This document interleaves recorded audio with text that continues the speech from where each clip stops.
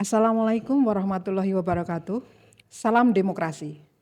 Selamat datang di podcast Bisik, bincang inspiratif seputar informasi kepemiluan. Podcast resmi KPU Kabupaten Pekalongan yang menghadirkan berbagai informasi, edukasi, dan wawasan seputar demokrasi serta kepemiluan secara ringan, informatif, dan mencerahkan.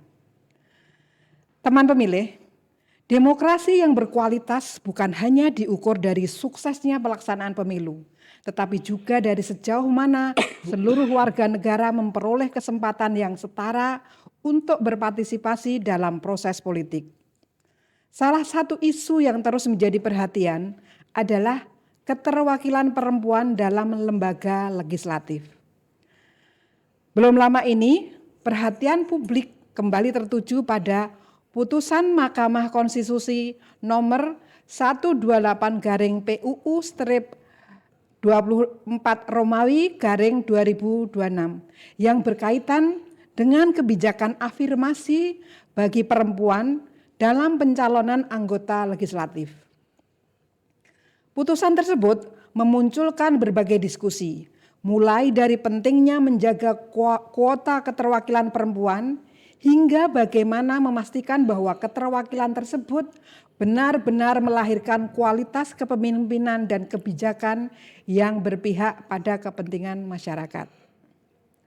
Lalu bagaimana makna putusan tersebut bagi demokrasi Indonesia? Apakah kebijakan afirmasi masih relevan? Apakah tantangan penyelenggaraan pemilu partai politik dan masyarakat dalam mewujudkan demokrasi semakin inklusif?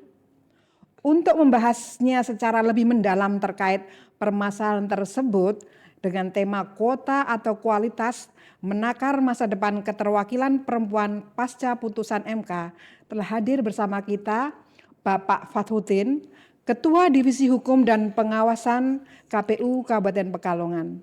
Selamat datang di podcast Bisik, Pak Fathuddin. Ya, selamat datang juga Bu Endang. Apa kabar Pak Fathuddin, sehat? Alhamdulillah sehat Bu, walaupun perubahan cuaca menjadikan pagi-pagi dingin, kemudian sekarang ada flu ataupun selepak gitu. Alhamdulillah, tapi bisa menjalankan tugas sebagaimana mestinya begitu. Artinya masih tetap bisa aktif Ya, dalam segala kegiatan alhamdulillah. kantor. Siap. Terima kasih Pak Fathuddin telah berkenan hadir dalam podcast Bisik kali ini. Mudah-mudahan nanti bisa menjawab pertanyaan masyarakat terkait isu mungkin yang berkembang terkait dengan keterwakilan perempuan. Nah, kita mulai aja Pak Njih untuk pertanyaan yang pertama. Ini banyak yang bertanya, mengapa isu keterwakilan perempuan selalu menjadi pembahasan penting setiap menjelang pemilu? Kalau melihat struktur yang ada sebelum putusan 128 ini, di 2024 itu keterwakilan 30% perempuan itu sudah harus dilaksanakan. Maka oleh KPU di model menggunakan daftar calon anggota itu adalah menggunakan skema 1, 2, 3 itu salah satunya harus ada keterwakilan perempuan. Kemudian muncul sebelum 128 ini muncul sebuah PR yang ketika muncul di beberapa kabupaten kota. 1, 2, 3 sudah salah satu perempuan, 4, 5, 6 sudah salah satu perempuan, tapi yang 7, 8 ternyata tidak perempuan. Artinya secara keseluruhan itu belum 30%. Artinya begini, karena demokrasi yang sehat itu tidak hanya bicara tentang bagaimana pemilu itu berlangsung lancar, tetapi bagaimana memastikan seluruh kelompok yang ada di masyarakat ini, terutama perempuan, itu mempunyai keterwakilan yang setara, baik dia itu dipilih ataupun memilih. Jadi keterwakilan 30% perempuan itu adalah titik minimal yang harus dilaksanakan oleh partai politik begitu Bu. Ya. Oke, berarti sebenarnya masih ada PR ketika calonnya tidak 9. Betul. Yang nomor terakhir itu 78 itu. Iya, itu di 2024 seperti itu. Munculnya berarti ketika keseluruhan berarti perempuannya hanya 2 kan berarti. Seharusnya kan minimal 3 kan begitu. Di 3 terakhir itu harus ada perempuannya. Ini pertanyaan selanjutnya nih. Sebenarnya makna apa paling penting dari putusan MK nomor 128/PUU 24/Romawi/2026 bagi demokrasi Indonesia. Oke, putusan biar mudah saja cepat ya, PMK 128 gitu Ya. saya sampaikan itu aja. Putusan ini menjadi momentum bagaimana memperkuat demokrasi yang lebih inklusif. Yang dulu itu keterwakilan 30% perempuan itu hanya wajib dilaksanakan, tetapi untuk 128 itu saya melihat sudah ada putusan yang ketika itu tidak dilaksanakan maka ada sanksi-sanksi yang diterima oleh partai politik tersebut. Artinya begini, ini menjadi penegas komitmen negara bahwa kebijakan afirmasi terhadap kesetaraan perempuan dan pencalonan legislatif itu harus ditegakkan secara maksimal begitu. Berarti tidak sekedar Wajib dilaksanakan administratif. Ya, administratif ada konsekuensi Ada konsekuensi hukumnya juga, ketika ya. tidak dilaksanakan. Betul, Ye. betul. Jadi pertanyaan selanjutnya, apa tujuan akhirnya? Sekedar memenuhi kuota 30% perempuan atau apa? Gitu? Oke. Kuota itu hanya sebatas pintu masuknya saja. Tujuan besarnya adalah bagaimana menghadirkan perempuan yang mampu berkontribusi lebih dalam menghasilkan kebijakan publik yang lebih baik. Artinya mereka mempunyai keterwakilan yang banyak. Kalau melihat di daftar penduduk, laki-laki perempuan itu kan 50-50 lah kurang lebih ya. Jadi ketika keterwakilan perempuan itu tidak dibatasi minimal 30%, maka kecenderungan negara untuk bisa menjadikan keterwakilan perempuan itu pasti tidak banyak dilirik oleh partai politik, terutama untuk bagaimana menjadi legislator ataupun penentu kebijakan publik begitu. Oke, baik Pak. Ya. Selanjutnya, banyak negara sudah berhasil meningkatkan keterwakilan perempuan. Apa pelajaran yang bisa dipetik Indonesia? Ya. Gitu.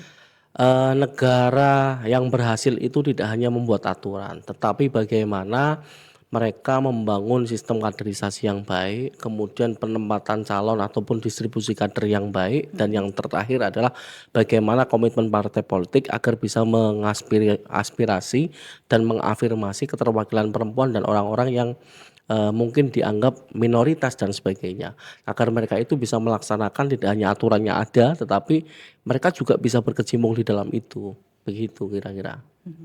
Baik Pak. Yeah.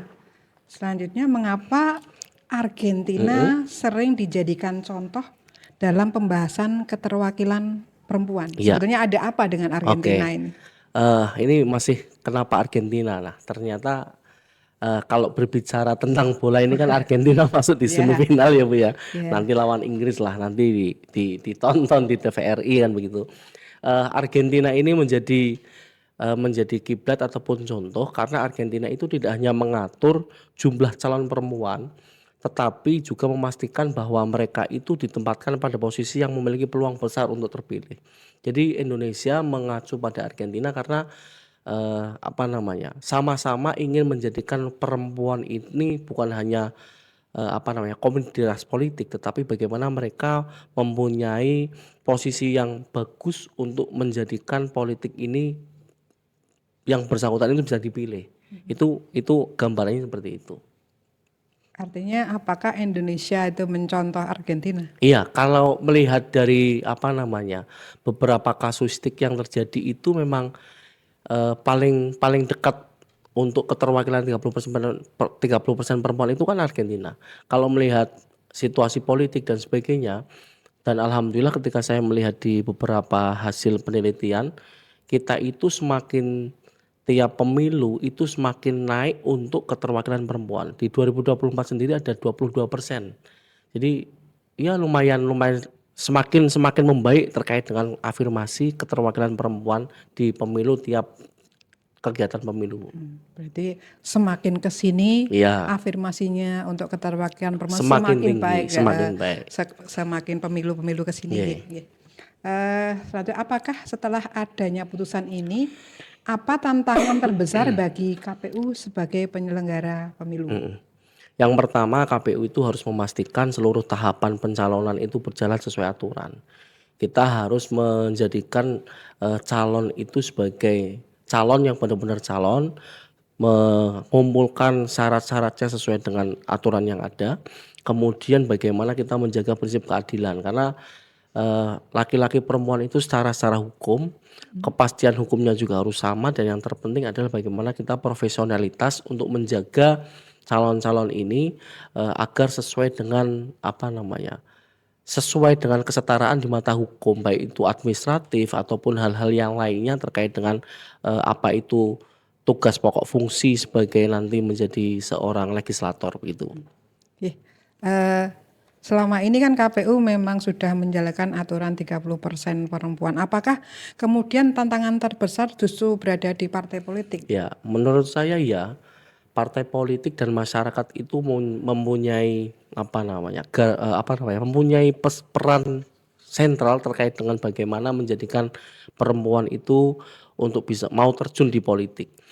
Karena partai itu harus membangun kaderisasi perempuan secara serius, tidak hanya serta-merta hanya menitipkan nama untuk keterwakilan 30% perempuan di DJT saja, tetapi ketika perempuan itu terpilih, apakah dia bisa memberikan kontribusi yang baik untuk afirmasi positif kepada perempuan-perempuan yang lain di Indonesia. Itu yang juga yang penting. Yang terakhir bahwa ini bukan hanya mengejar administrasi saja, tetapi 128 ini semangatnya adalah bagaimana menjadikan calon perempuan itu semakin baik 30%, kemudian calon-calon dari 30% perempuan itu menjadi wakil yang baik nanti ketika duduk di Senayan ataupun di provinsi ataupun di Kabupaten Pekalongan begitu.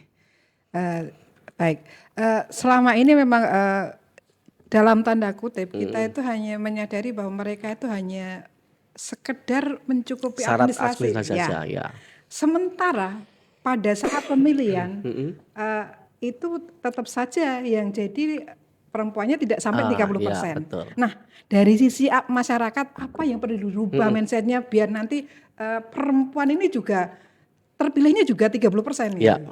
Kalau dari segi partai politik berarti mereka menghadirkan calon-calon yang mumpuni baik itu perempuan ataupun laki-laki, itu yang pertama. Kemudian yang kedua dari segi masyarakat, tadi pertanyaannya, kita masyarakat itu perlu melihat calon berdasarkan kapasitas, integritas, rekam jejak para ibu-ibu ini ataupun perempuan-perempuan ini serta gagasannya.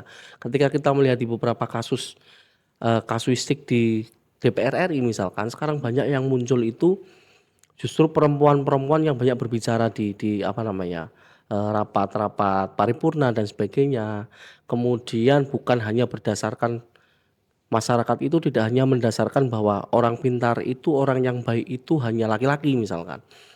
Maka masyarakat itu harus punya kesadaran penuh bahwa laki-laki perempuan itu sama saja, yang terpenting adalah dia amanah untuk menjalankan sesuai dengan tugas pokok fungsinya, karena demokrasi akan semakin berkualitas jika pemilih itu ataupun masyarakat itu semakin rasional, tidak hanya wah ini laki-laki nih yang harus saya pilih, perempuan ini janganlah. Nah, makanya ini menjadikan demokrasi yang baik itu adalah menjadikan kesetaraan gender itu tidak ada, berarti semuanya sama, semua hak dan kewajibannya sama baik laki-laki ataupun perempuan, tinggal bagaimana nanti partai politik mempunyai wadah mengajukan calon-calon perempuan itu semakin kapasitasnya baik, kontribusinya juga baik, integritasnya juga baik begitu.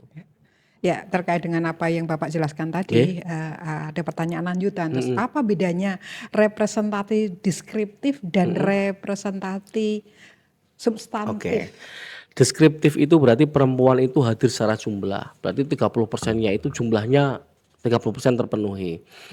Tetapi substantifnya adalah kehadiran mereka itu benar-benar membawa perubahan bagi kebijakan-kebijakan yang berpihak pada masyarakat terutama, karena kalau melihat dari segi psikologi laki-laki dan perempuan itu kan jauh beda. Laki-laki itu cenderung rasional, kemudian yang perempuan itu cenderung perasa dan sebagainya. Itu maka harus dipadu-padankan agar tidak hanya rasionalitas saja tanpa mengedepankan empati yang muncul, yang itu justru banyak ketika muncul di para ibu-ibu ataupun mbak-mbak ataupun wanita-wanita lainnya begitu. Baik. Kan perempuan itu dianggap begitu penting. Betul. Ya, kenapa kemudian harus dipersyaratkan 30% perempuan? Pertanyaannya, mengapa kehadiran perempuan di parlemen itu dianggap penting?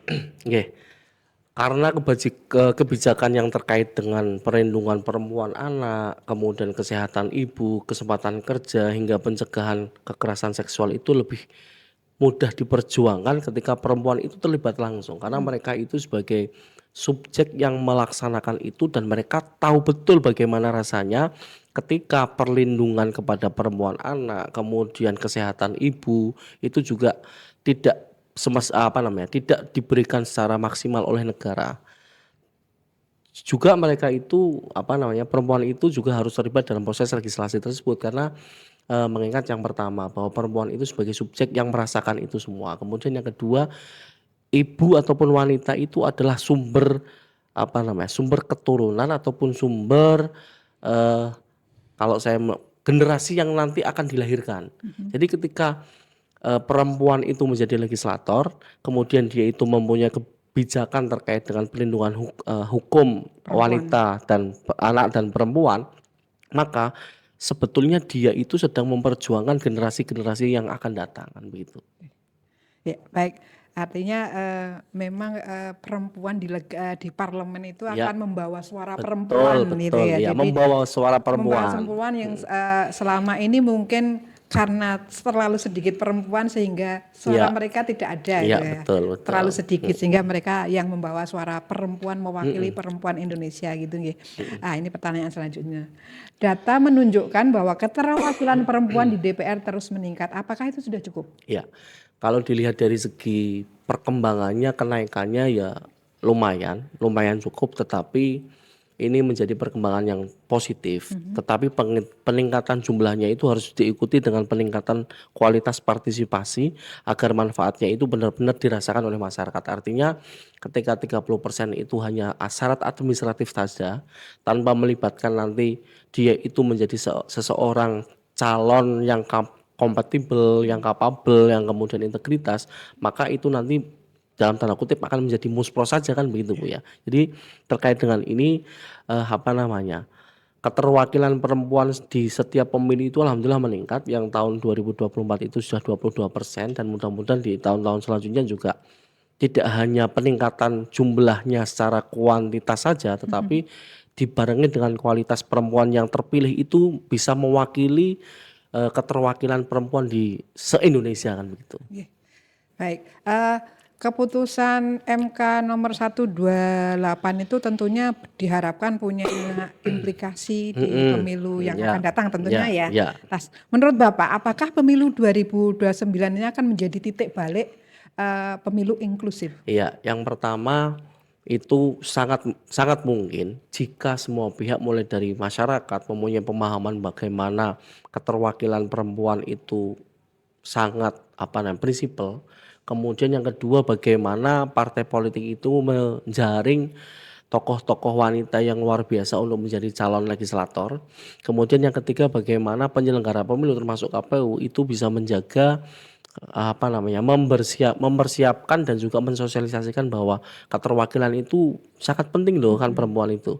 Kemudian termasuk kepada masyarakat sendiri.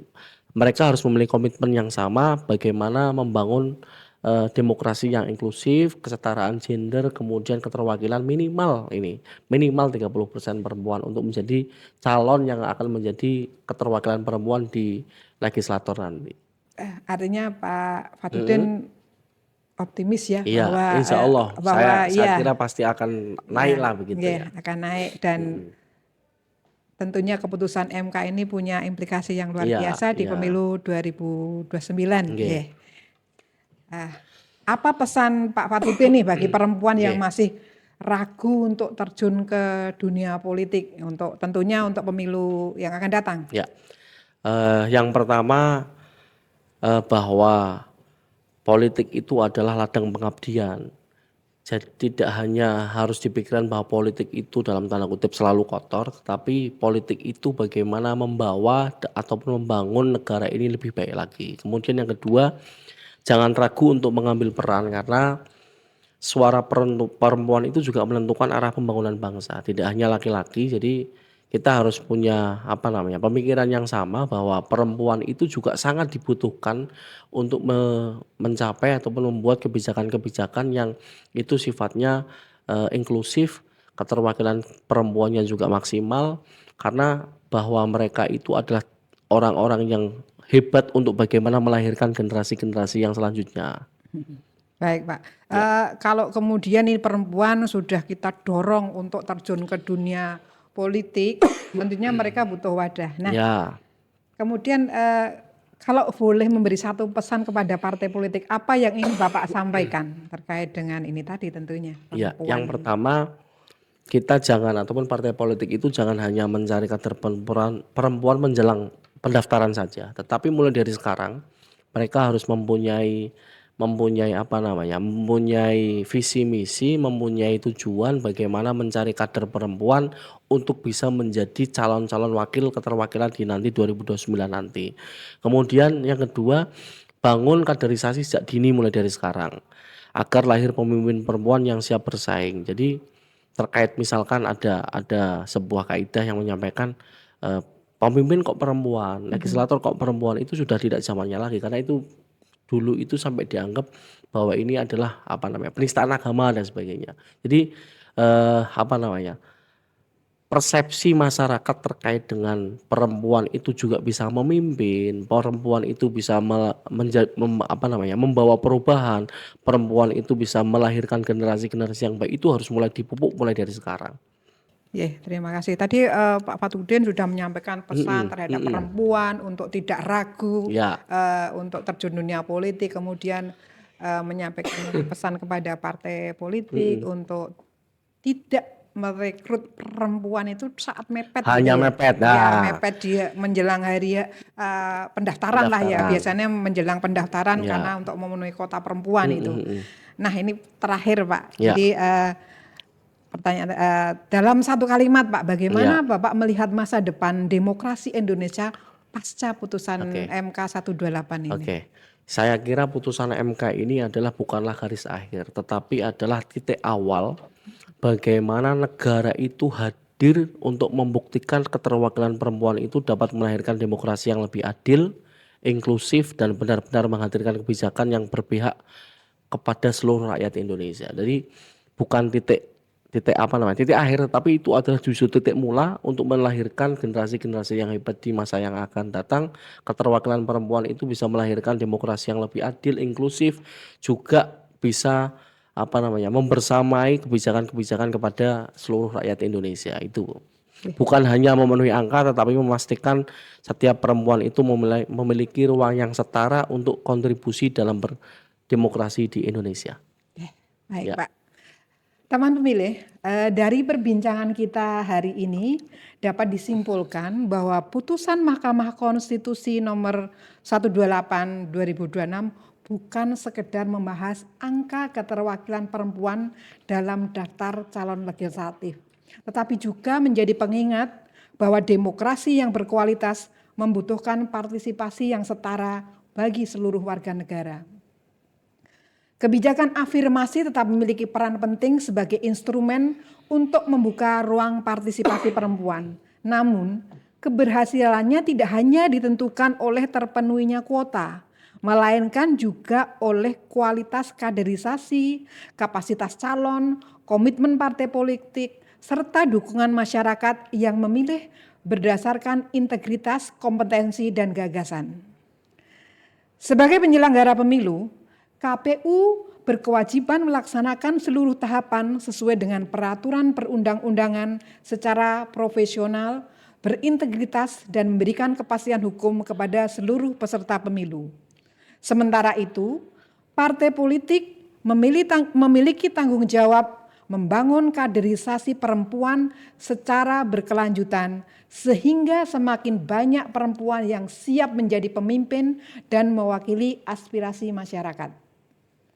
Pada akhirnya, demokrasi yang inklusif bukan hanya tentang siapa yang hadir dalam lembaga legislatif, tetapi juga tentang bagaimana setiap wakil rakyat mampu menghadirkan kebijakan yang adil, berpihak kepada kepentingan publik, serta membawa manfaat bagi seluruh masyarakat Indonesia.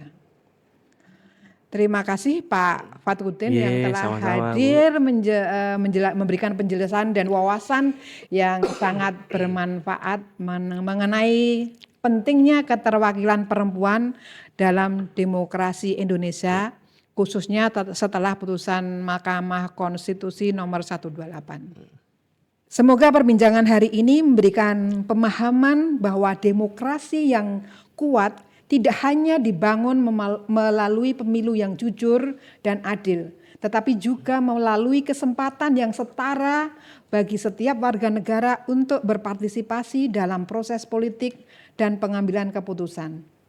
Teman pemilih, mari kita terus menjadi masyarakat yang cerdas, kritis, dan bertanggung jawab dalam kehidupan demokrasi. Karena demokrasi yang berkualitas hanya dapat terwujud melalui partisipasi seluruh elemen bangsa.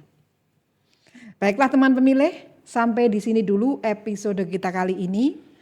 Terima kasih kepada teman pemilih yang telah mengikuti hingga akhir.